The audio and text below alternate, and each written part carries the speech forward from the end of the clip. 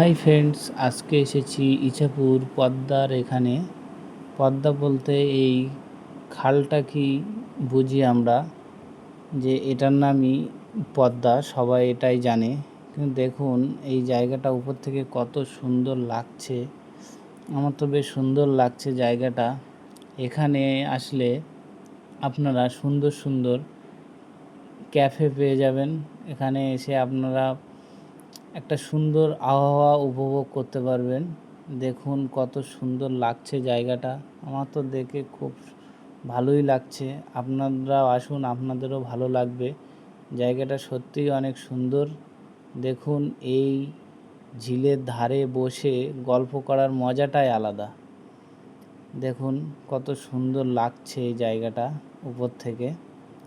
আপনাদের ভালো লাগলে আপনারা কমেন্ট করে জানান কেমন লেগেছে আপনাদের। আর তার সাথে সাথে আমার ফলো করুন এবং লাইক করুন।